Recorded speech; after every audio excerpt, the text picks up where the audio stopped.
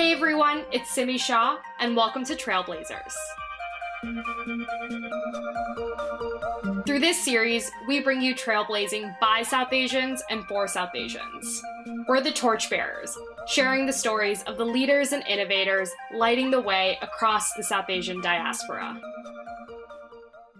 Today, I'm welcoming Renu Gupta to the podcast, the current VP of Sales at Thrive Global, a behavior change platform looking to end the burnout epidemic that was founded by Arianna Huffington. Previously, Renu served as Director of Sales at Slack for Large Enterprise. There she helped build the sales team and close Fortune 100 customers. She has an extensive record in the tech space, having worked in sales at Dropbox, Google, Jive Software, and Cisco. Renu is a trailblazer as a successful South Asian woman in traditionally male-dominated arenas, namely sales, and that too within the tech ecosystem. Being a seasoned sales exec who's traversed some of the most ambitious companies in the world, I'm so excited to welcome her to the podcast today. Thanks for joining, Renu. Thank you, Simi, for having me. Well, I am thrilled to have you, and I want to start with the role you're in now as VP of Sales at Thrive Global. What are your responsibilities as the senior sales leader at Thrive? So that's really it. I'm a senior sales leader. I'm the VP. And so I cover everything sales. I help with all the go-to-market efforts. We make sure the sales team is hitting their weekly, monthly, quarterly, yearly numbers. And we're looking to build an amazing sales team here. And so you started this role fairly recently in the midst of the pandemic. How did being in the pandemic shape your mindset about accepting this role and undertaking it once you got to Thrive? It's really interesting. I never thought that I would join any new organization during in a remote world. Obviously, shelter in place and COVID is a completely new world for everybody, but starting a new job is a whole new endeavor. And it took a little bit getting used to just meeting folks on Zoom. We coined a term, Zoomorphia, in the sense where everybody was 2 inches by 2 inches. And so actually, since I joined in September and California was doing pretty well in terms of the stats on the infections and the virus in general, we get to meet a few of my colleagues in person at a COVID-friendly gathering with masks on that were in San Francisco. And actually, I just got back from a trip in New York since a lot of us are vaccinated now, and I got to meet some of the folks in person. And it's kind of crazy to go from a Zoom to meeting folks in person and connecting with people over Zoom and then connecting with them in person. There's just still is a very big difference. It can work either way. Yeah, no, I totally agree. I think it's going to be a whole new transition for us to go back to the workplace and something that we're going to have to adjust to after spending over a year in quarantine. But that's great to hear that you'd been able to meet up with some of your colleagues. I'm curious, we're often at this crossroads where tech is making strides in mental health with companies like Thrive and Talkspace, among others. But tech is often the perpetrator of the same issues it purports to solve. How do you grapple with that? What is tech's role in mental health? It's really important. The cool thing about Thrive is we have live sessions as well as our digital platform. And I don't know anyone that doesn't have a smartphone, from my 8-year-old nephew to, people above 80 plus years old. And the great thing about Thrive is that it gives you interventions that are actually meaningful. So it helps with, giving you these small little actions that are too small to fail. We call them micro steps here at Thrive that will help you with the little things like, how do I get a better night's of sleep? And how do I ensure and commit myself to cutting off social media if that's something that you want to work on at a certain time frame? It encourages people to do little things like even drinking 8 ounces of water as soon as you wake up to just get your day going. So I think that people can look at tech in a negative fashion because they think of the social media platforms that are addicting for the wrong reasons, like reading about other people's lives and dreaming about what their life could be if they were a Kardashian or something, right? But it can also be very helpful for folks that are in need of technology to improve their life. We just got off the phone with a potential partner, I should say, that is looking to help people that are aging, so 70 plus, with technology that can help save their lives. And so there's definitely a lot of good that can come out of technology as well. Yeah, that sounds amazing. And I think just speaks to how hopefully technology will develop. There's two sides of the coin. People see it as kind of a villain. People see it as a way to improve and enhance our lives. And I think that's something that's really going to come to a head. But it's amazing to see companies like Thrive that are really built on the idea of ending the burnout epidemic and focusing on mental health and people's well-being. Thrive is quite the departure from previous companies you've worked at, from Slack to Dropbox. What compelled that decision? It was kind of a serendipitous thing, I would say. I've always worked at employee productivity tool organizations. So, Slack, I'm sure a lot of the folks, listeners here use Slack, and it's a game-changing productivity tool in terms of if you're in a remote world, absolutely, but also if your teams are dispersed, really good for that asynchronous type of communication that a lot of our meetings really can be. Google Dropbox, the same. Now with Thrive, we're focusing on the people behind those employee productivity tools. And so for me, it's a lot more fulfilling because instead of talking about how to get your teams to work faster, work harder, work more collaboratively, we're talking about, okay, how do you take care of the people that can bring their best versions of themselves to work, but also to their family and friends and their personal lives. And it's been a really, really exciting experience for me. Yeah, you mentioned that it's a little bit more fulfilling, which makes sense because you're focused more on the people aspect. How has your sales pitch shifted as a result of not working on productivity tools versus focusing on the person? It's less about the ROI of like, okay, now can you get your shoe out to market faster, or can you get your product out to market faster? It's more of how do you make sure that your employees feel like they are important and they're being taken care of? How do you support those employees of having the important conversations with their peers about it's okay to not be okay? And so the sales pitch it's different because, like I said, we're now talking about the people. It's like an emotional storytelling versus a feature functionality. Yeah. Oh, I love that versus feature functionality. And to that end, as you touched on the fact that Thrive Global is striving to make that difference by telling people it's okay to not be okay, how have you personally been impacted by the burnout epidemic and how have you dealt with that? Yeah, no, I am a mother of two young children. So I have a 7-year-old boy and a almost 4-year-old daughter. And they obviously got affected with shelter in place and they were home. And in the beginning, you tried doing it all. Like we put a schedule together. We made sure they joined every Zoom with their school. We made sure they had snacks. And obviously, we didn't have anybody in our house except myself and my husband, who also has a full-time demanding job. And then it got to a point where it was like, okay, maybe we can't do it all. We have to sacrifice some things. And the iPad is okay if we have an important meeting, or my son coming in my Zoom with me is okay. And so I would say that once shelter in place slowly started becoming the norm, okay, we don't know when this is going to end. And we don't know when they're going to go back to school. And we don't know when we can have folks come in and help us while we're doing our job and they can help with the kids, that it was okay to say no. So I think I learned that, especially during the time of COVID, that I can say no to meetings. I can say no to turning my camera on. I can say no to my 3-year-old not joining the Zoom for school because she was in preschool and the Zooms were, the school did a really good job of just trying to keep them engaged. But at 3, it's a little bit hard to get them on time. And so there's a real power to saying no. Absolutely. And that sentiment always brings me back to this idea that Americans in particular tend to have more of a live to work mentality than a work to live mentality. And the pandemic has amplified that in a lot of ways because we're trapped in our homes. We don't have those social outlets. The barriers between home life and work life suddenly are removed.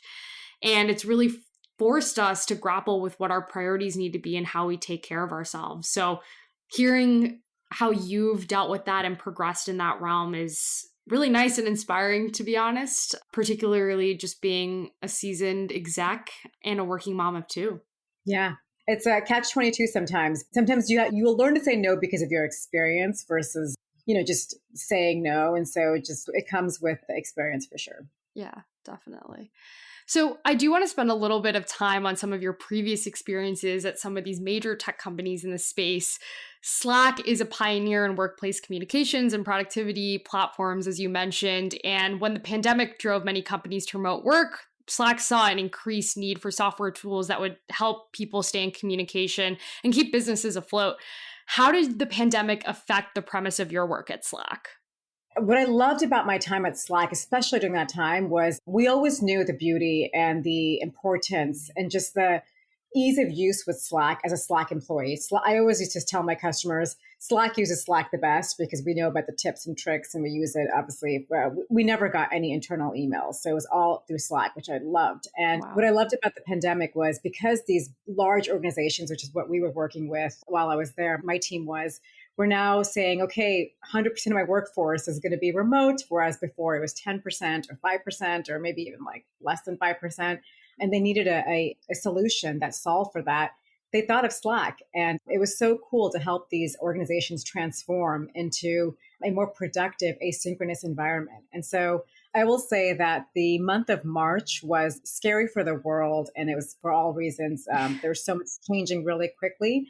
But I will say that Slack did some really cool things, not only for their customers, but also for the scientists across the world. They did some amazing things for just the ecosystem that was trying to help with the pandemic. And I loved seeing that as an employee that, hey, we're helping the organizations go to a more remote workforce, but we're also helping the smartest people in the world solve this crazy problem that we've never experienced in our lifetime.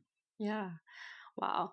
No, I think it's very telling when the entire platform goes down because so many people are using it. And I remember that happened after the new year. And I was like, if anything, this is an indication of how well they're doing and how many people are using this. And it was just so dormant for the past couple of weeks and every company was coming back at once. But I was like, I don't know that would have happened a year ago. But so many companies since have adopted the platform, which I'm sure is really exciting and to have been a part of that.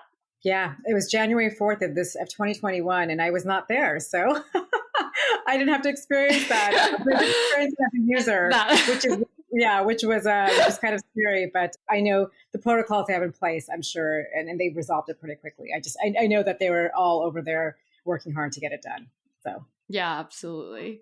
So, in addition to Slack, you worked at Dropbox, again, another major tech company that's been crushing it over the past couple of years. And there you headed up strategic large enterprise sales from 2015 to 2018, I believe, which was also a time of rapid growth and expansion for them. Numerous acquisitions, product introductions, and its 2018 IPO. What were some of the projects you oversaw while at Dropbox? So I was in sales, and I was joined as part of their Lighthouse team, which is for strategic accounts. And I want to say I was like one of 4, maybe 5 folks on the team. And our job was to really close those really large sales deals, so sales contracts for large organizations. And so I managed a lot of the customers on the West, and I helped build out the West Coast team for the strategic AEs, account executives. And it was cool to just see like the deals that we would knock down with these Fortune 100 organizations. It was also the first time I became a manager. I was at Dropbox, and it was a really cool experience. Wow. Yeah. And how did that come to inform your work at Thrive Global? Obviously, you accumulated all these experiences at Slack and Dropbox and also previously Cisco and Google. How did that all work together to kind of lend itself to some of the management experiences you're able to deploy today? Good question. So Cisco was my first job out of college, and I was actually part of a new college graduate program called Associate Sales Representative Training Program.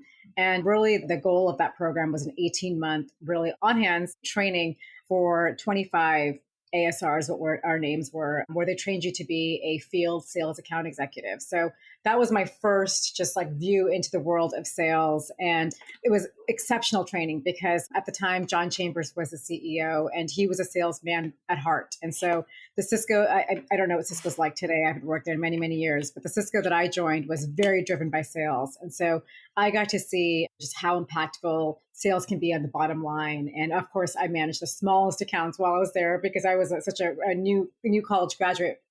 And they wouldn't trust me with, the biggest accounts. Of course, I was like 22, but It was just so cool to be part of that sales culture. And from there, I did a lot of other IC roles. And I think the big thing about being a manager is you take the good and the bad from previous management experiences. And so obviously you take the learnings that you have along the way as a individual contributor, account executive, seller.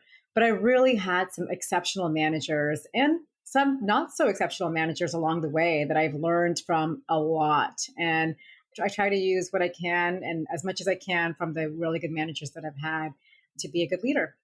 I love that point on being able to learn from not just your exceptional managers, but also the not so exceptional ones as well. My first job out of college was in private equity. And so as an analyst, you're assigned a number of portfolio companies. And I remember in training, they told us it's all good and well to have a company that's performing well and succeeding, but the times that you tend to learn the most are when your company's going through tough times, when things are often in disaster or chaos. And to me, that's such a testament to how life works, that you don't just learn from the best experiences, you learn from the bad ones too. So I appreciate that a ton. Absolutely. So you actually graduated from UC Davis with a degree in economics and CS and then headed off to Cisco. How did you get your start in sales?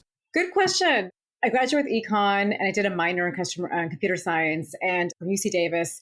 And I actually did not know what I really wanted to do. I actually started off college my freshman year as pre-med, pre-dent, like depending on which route I wanted to go. So definitely in the more bio field. Freshman year is when I realized that was not what I wanted to do. I just couldn't imagine doing organic chemistry. And my eldest sister actually is a physician.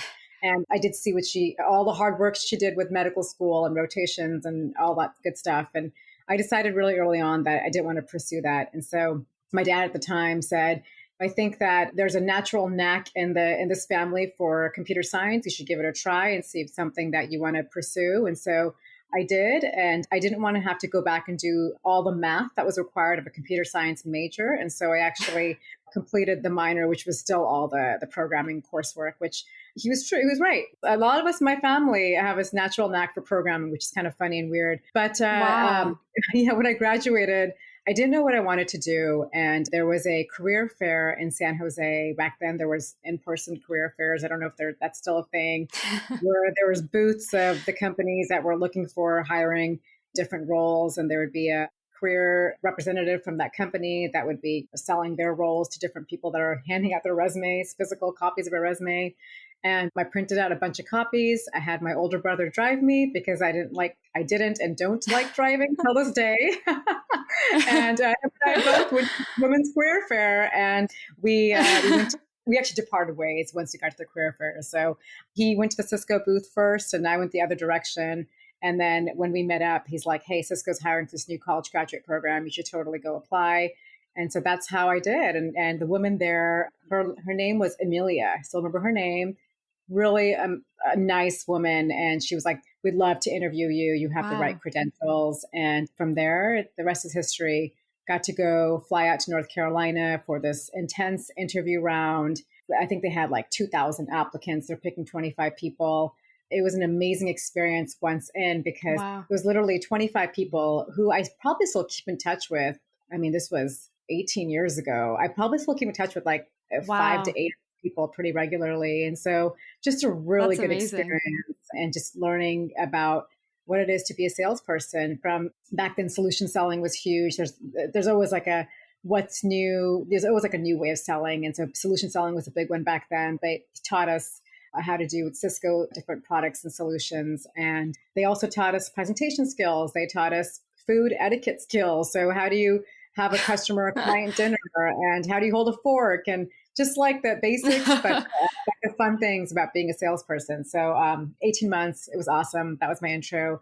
Came out to San Francisco with Cisco. I was at Cisco for 7 years. And so after the program, got a small little territory in South of Market in San Francisco with a really high performing team. I'm lucky I was a part of that team because they were super high performers and they were so smart. I learned so much, like foundational things from them, and still use them to this day. Wow. That's amazing. I have so many questions coming out of that. But the first one is, you mentioned that when you first came to college, you were pre-med and pre-dent. And then once you decided that wasn't what you wanted to do, your father suggested going into programming and studying CS. Did you ever get any pushback from friends or family for pursuing a career in sales? I feel like it's pretty non-traditional. It's a non-traditional path for South Asians to pursue. Yeah, super non-traditional. I think till this day, I know very limited number of female sales peers. And my dad was very future forward thinker and just open-minded. So there was no negative connotation in my family. And my brother, who went to the career fair with me, he actually was part of the associate engineering program. And so he also came out to North Carolina with me. They were also doing a program for systems engineering training. And so he was kind of which is a sales solutions architect. I think the name keeps on changing throughout the years, but that's what he did back then. He's doing something completely different now. So no, I mean, I would say there was, not to my face at least, there was no pushback, but it's always been such an exciting and fun career for me that there hasn't been any negative connotation to it with anybody that I know that knows me. Yeah. Wow. That's fantastic. Well, certainly non-traditional at the very least. And I want to come back to that point, especially around women. But you also mentioned that you stayed there for 7 years. What compelled your decision to leave? And how did you make that decision, having started your career and learned so much there? Yeah. Oh my gosh. Cisco was such a great time for me. So I was at Cisco for 7 total years. And I actually left because, oh my gosh, let's see. There was a colleague of mine who had joined Google. Google was starting their Google Apps team. I think it was called Google Apps back then. I feel like it was more, they had a more hip name at the time, but they're starting the Google Apps team. And he had just joined and he's like, look, we're really hiring over here. I think you'd be great, just a good fit to the team.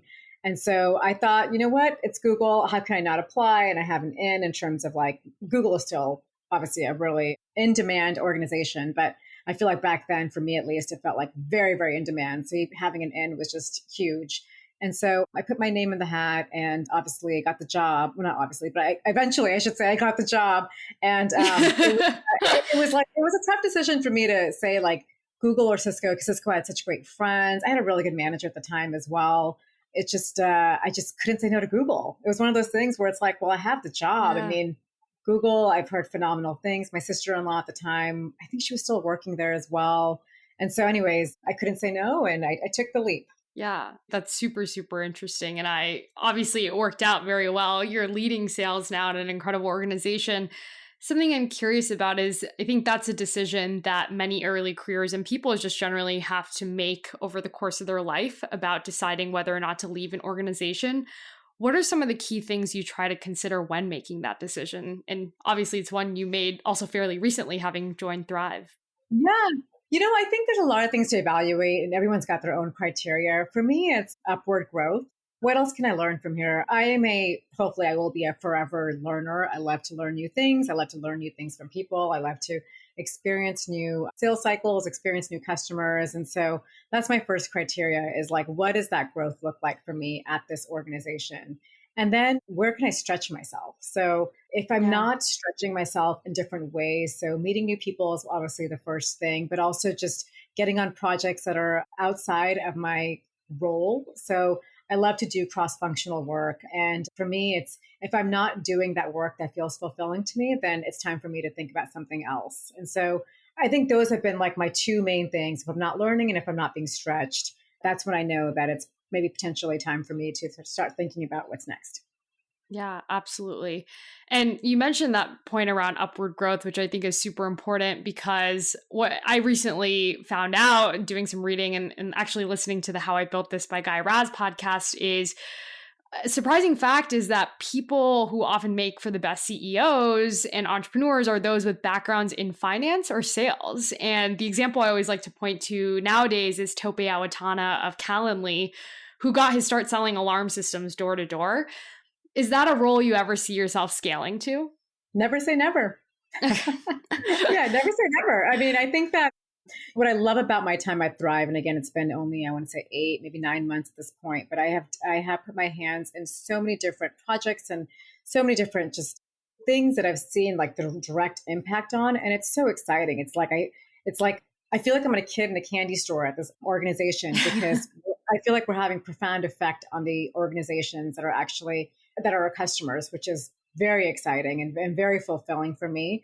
But also there's so much we can do. We're on this upward trajectory, upward to the right, just going really fast. But I feel like there's so much more that we can do.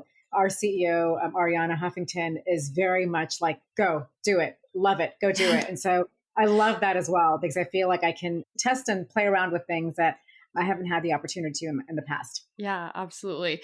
I have to take a second on that. What is it like having Ariana Huffington as a boss? Oh my God, it's amazing. So she's such a boss. It is so phenomenal to see just how, first of all, she's so fun and loving, but also just how smart and what a sharp businesswoman she is. And we recently had an employee say something about Ariana, and they said, like, I've gotten an MBA. And in the 7 months that I've been here, I feel like I've gotten a 3-year MBA. And I feel like that's what sums up your experience working with somebody like Ariana Huffington. It's a dream job for me. So I love it. Wow. That's amazing. Wow. Yeah, she's obviously an absolute powerhouse, and I can't even imagine. It's really been amazing to see what she's built at Thrive. Are there any other mentors who've inspired you along the journey of your career? I definitely had a few really good mentors. Actually, my first mentor at Cisco, he was the one that entered me into this world of mentorship. And while I was at Cisco, he's my mentor. I actually, if he's listening to this, probably going to laugh at this, but I really enjoyed just him being a mentor because he would push me in ways that as a 24-year-old, like I'd never been pushed in the workforce. He was very much like, you need to do this, this, and this. And no one had ever told me my whole life really what to do. I was definitely one of those. I think my parents knew I knew what was needed to get done to get a good grade or to get good SAT scores. That's really what high school and junior high is, right? Yep. But in the work world, it's more than that. It's about cross-functional relationships. It's about doing other things outside of just hitting your number. Yep. And especially with customers and prospects, you have to get creative on selling. And so he really opened my eyes to that, which I really appreciated. And then, just throughout my career, like at Dropbox, my boss at the time, he's the one who pushed me to become a manager. And I had no desire. I was happy living in the IC account executive, in charge of my own destiny role. And I think I probably even used those words. And he's like, no, you're going to be a manager. I was like, no, actually, I'm just saying. And he's like, look, let's give it a trial. And if you don't like it, you can always go back. He's like, but what I see in you, really think that you can move to the next level. And so he pushed me in that respect. And here I am. Like, I never looked back at the end of the trial time. It was 3 months as a quarter. I was like, yep, I think I'll stay here. And so, there's definitely different people that have pushed me in ways that have helped me get to where I am now. Wow. Well, that's amazing. And I think it just is a testament to how powerful and influential mentors can be in the realm of our careers. When did you realize this was something that you were good at, sales? There's days where you still question it, right? I think that what I really believe about sales, it's about the team that surrounds you. So I have my own personal hiring mantra, which is hire people that are smarter than you. So I feel like I can only take the organization to a certain level. But if I hire someone that's smarter and has a diverse set of knowledge and experience, and they can take it to the next level, that's where I want it to be. And so for me, I think my success is all by team. Sales is really a team sport. I mean, I can't tell you, it's not just the seller. It's not just the solutions architect. It's the CEO. It's our COO. It's our chief product officer. It's our product folks. It's a little bit of everything. And so I think that as good of a salesperson is, there's probably 10 times better people that are supporting them. Yeah. Wow. No, in that realm of it being a team sport, I think something we always forget is that sales is often also a thankless job. It's a lot of effort, a lot of hitting specific targets. What keeps you motivated? So, well, I mean, I actually would disagree with that because with sales, when you close a deal, you are impacting the bottom line. You are helping revenues increase. Yeah. You are pushing product and your team to go the next mile to make sure that customer is a renewable customer and they engage and they're using your product, right? Yep. So I would say that the way we drive that culture to make sure it's not a thankless job at the organizations I've been at, we use Slack a lot for like just celebrating the wins, but we also make sure that the team that support us get these wins also celebrated as well. So people feel like it's an inclusive thing versus just closing a deal and moving on. I think it's a lot more than that because with SaaS products especially, you want to make sure that the revenue is predictable and it's renewable. And I think that there is no really true ending of a sales cycle. And so I will say that there is a lot of like short-term memory in sales because it's like, okay, the deal closed, what's next, right? We try making sure that everyone that supported the sales cycle has been thanked and that we're thankful for and grateful for them supporting us. Super interesting for me to hear. I mentioned this to you, but I work at a media startup where we sell hyper-targeted publications to niche audiences of executives. And as you can imagine, that's not an easy thing to do always, but we have this incredible head of sales. Her name is Gabby, and it just wouldn't be possible without her. And sometimes I just watch her in awe. She's always go, go, go on the move, figuring out how to craft a pitch to make it really speak to someone and do that sort of storytelling. So it's super interesting to hear that because for me personally, this is the first time that I've sat this close to a salesperson and had the ability to appreciate how important the role is and I think is going to be going forward for companies and startups and SaaS products, like you're saying. In that realm, as a sales leader, what does a day in your life look like today? Oh boy. So my day in my life could be like choose your own adventure day. My calendar is usually pretty crazy, but I like that. So I have a wonderful person that supports me, and she's always like reminding me to like, I'm building in this break so you can take a break. I'm like, I don't need it, you know? And so I definitely I definitely have a team of folks that help make my days smooth. But I will say that it could be a mixture of a lot of different things. It could be internal meetings where we're putting together go-to-market materials that are very relevant and important for the sales and customer success teams. It could be customer meetings. It could be partner meetings that could impact sales. It could be executive leadership meetings where we're making some really tough but important decisions. It could be a call with India tonight to talk about what's happening out there and just how can we support. So it ranges from a mixture of internal, external, partner, executive type of meetings. I love that because I thrive on just diversification of communication and conversation. And it can include things like this, where I'm doing an interview or a podcast, and that's really exciting for me as well. Yeah, no, absolutely. It's funny. That is such a thread and common theme I see in the people that I talk to. And I don't think it's a coincidence because I obviously talk to trailblazers across industries, but it seems everyone's the most engaged when they're doing a slew of different things and engaging in a lot of different stimulating conversations through their work and otherwise. So that's awesome. And it's great to hear and makes a ton of sense. You know, I'm curious how your South Asian upbringing and identity has played a role in shaping your career trajectory. Oh, yeah, that's a good question. My dad was a huge go-getter. I think that most immigrants who in any culture really that came here from a different country, they have to be go-getters because it takes a special someone to pick up and leave and come with, my dad came with $8 to the US. Like that's his infamous story, which I'm sure a lot of parents story is. And I think that really shaped mine. He would remind us of that a lot, by the way. So he would say like, well, I only came with Same. $8. I only had one pair of shoes. Why do you need more than that? So yeah. So I get the exact same lines.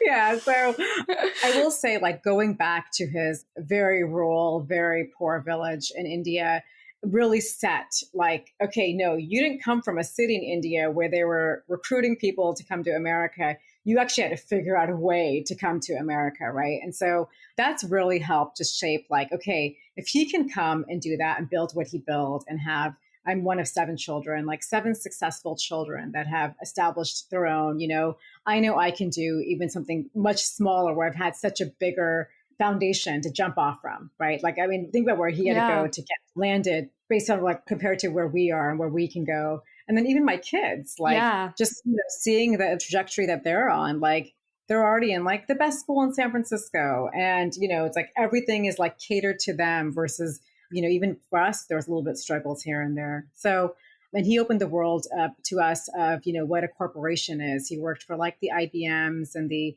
TTIs and the Bechtels of the world. And so it was normal for my dad to go on a business trip. And it was normal for me to see him work. His work after hours was not a laptop work. He was literally studying some type of programming language or some type of something to enhance his skill set. But that was a normal part of our life. And so I feel like just seeing his hard work firsthand and just really seeing where he came from, it really helps me remind me I can do so much more. And it's such a higher springboard to jump off from. Yeah. I can't even begin to explain how much that resonates. My father has definitely said the exact same 2 lines to me about arriving to this country with $8 in his pocket, because that was like the currency standard that you could transfer, and having one pair of shoes, all that. And my dad actually also worked for Bechtel. So a lot of similarities there, but no, I think it's a testament to how much, to your point, our parents provided us that springboard and feeling compelled to also take advantage of that opportunity and pay it forward. That's a really incredible story. I'm curious how being South Asian has affected you being in the sales world. Is it a place where you feel pretty underrepresented, and particularly being a woman as well in sales? Yeah, absolutely. So like I said, I don't know. I must know like 1 or 2 like sales women, but I can't think of names right now, which is so bad. But I will say, like, the first thing as a women sales leader is I'm very cognizant of the fact that most sales organizations have a higher percentage of male versus female. I will say Slack was the first place that I worked where I really felt equally represented in terms of the number of salespeople Wow. and the percentage of women. I think they did a really good job of hiring male and women. And I think my VP at the time, his directs was like more female than male, which I loved. And so I'm very cognizant of that. And Wow. I always like to like obviously may the best candidate get the job, but I definitely want to see diversity, not only of gender, but also experience and knowledge. And so but I really like on my team right now, I have some stellar women sales reps. I'm also a part of myself and this woman that works at Twilio. We created a Women in Sales Slack Connect group where we're just sharing best Wow. practices and trying to like think about ways we can help future women sales leaders. And so things like that, that's my way of like, let's make sure that we help other women that are struggling to find their place in this space. But in terms of being South Asian and a women sales woman leader, one of 7 children, and there's 5 women and 2 boys in my family. And my dad's always treated us equally. So I've never really felt like there was a difference between men and women at all. And it's only when I started like hearing and reading about the movements that were happening, I'm like, oh yeah, you're right. There is a big difference of like men and women, and in terms of like numbers that are sitting in in this room with us. But I will say, like, I've never looked at myself different than a male counterpart of mine because I don't know. I feel like let the numbers speak for themselves, right? But there is things we can do to help our women sales leaders know that there's definitely a space for them to progress in this field. And I think it starts from other female sales leaders that have gotten a step further to bring them up as well. Yeah. Absolutely. I think so much of this is often people at the bottom trying to organize, but it often tends to be a lot more effective when it's top down. So I think it's awesome that you're paying it forward. And I found it pretty shocking that this arena is dominated by males and I was reading some statistics that were talking about how women actually tend to be better at sales. So I think it's fascinating. Curious if you have thoughts around that. I can't comment on that because I have both male and female. Everybody's got their own. Like, I think with Thrive, what I love about Thrive is that it really is a storytelling sale. It's like sell the vision, sell the story, sell how we can help in that respect. And everyone has their own style, but I can see that. Yeah.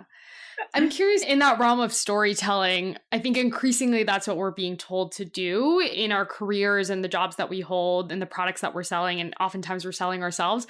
What are some of your best practices for selling yourself and selling a product?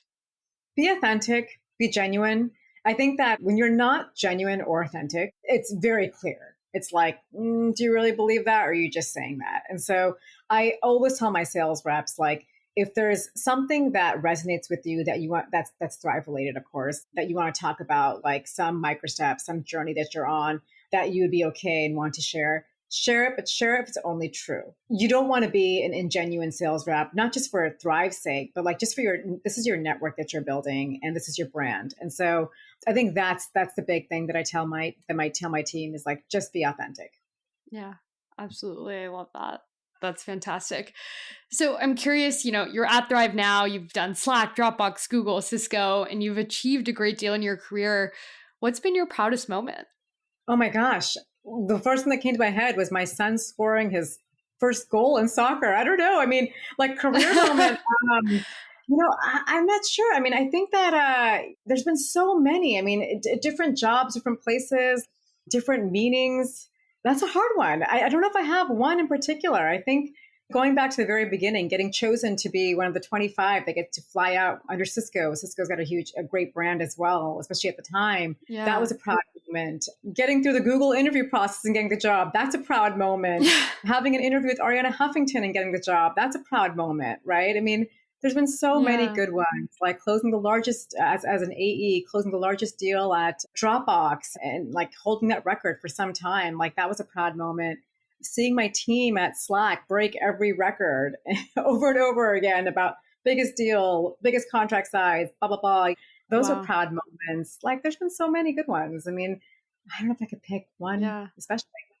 No, that's incredible. And again, I think a testament to where you are today and no doubt where I'm sure we're all going to see you going in the future.